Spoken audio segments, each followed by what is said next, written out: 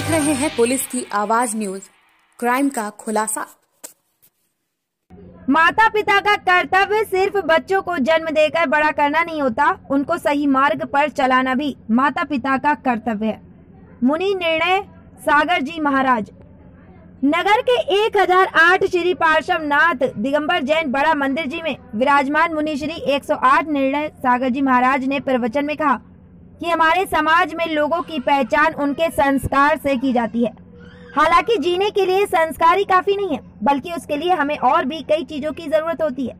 अगर आप एक सभ्य भारतीय परिवार से हैं, तो जरूरी है कि आपके घर के बच्चों को अपने आसपास के लोगों से समाज के जीने के और एक राष्ट्र के सभ्य नागरिक के रूप में जीने के संस्कार दें। एक संस्कारी बेटी और बेटा समाज की नींव होती है और अच्छे संस्कारी समाज से ही राष्ट्र की उन्नति की दिशा तय होती है।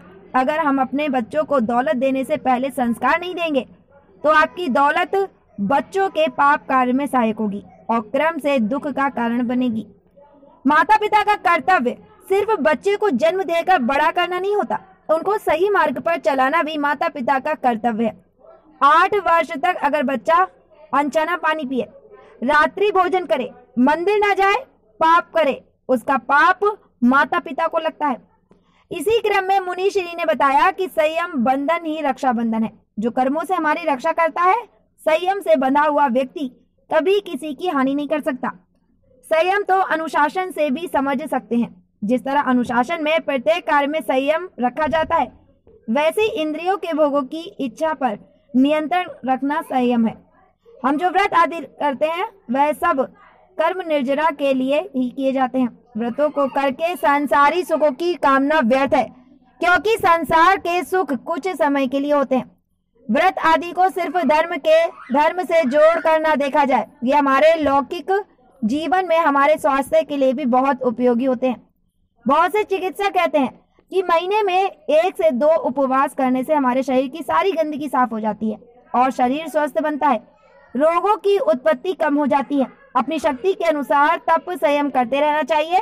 चातुर्मास के इन दिनों में साधु समागम को पाकर पूरे नगर में नैतिक और धार्मिक माहौल बना हुआ है। धार्मिक विषयों में लोगों की रुचि बढ़ रही है। आप भी जानो, मुनि महाराज तो दिन में 3 बार क्षमा याचना करते हैं, सभी जीवों के प्रति करते हैं, अपने को भी करते रहना चाहिए।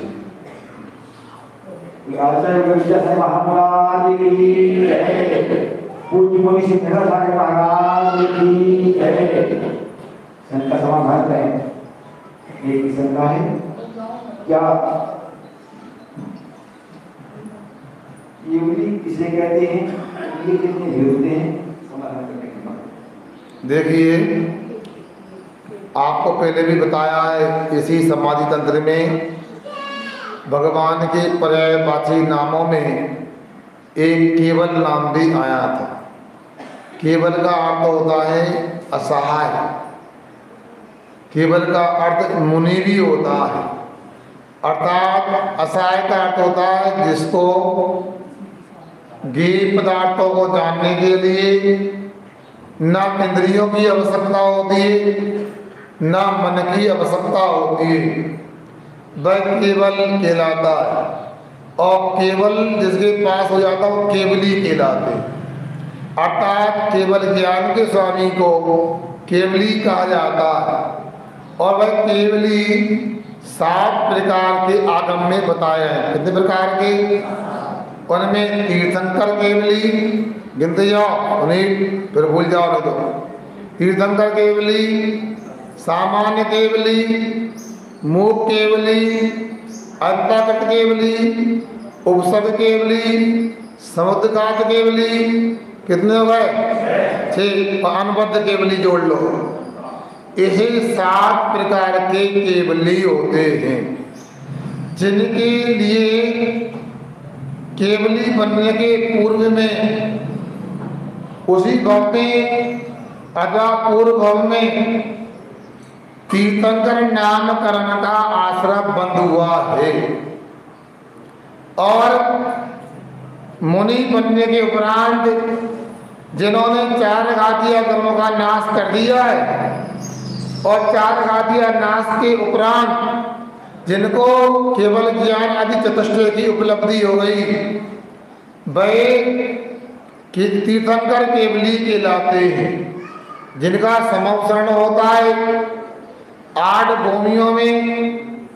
वह 8वीं भूमि में 12 सभाएं लगती हैं, 8 प्रातिहार्य आदि देवों से युक्त हो गए, जिनकी वाणी नियम से गिरती है।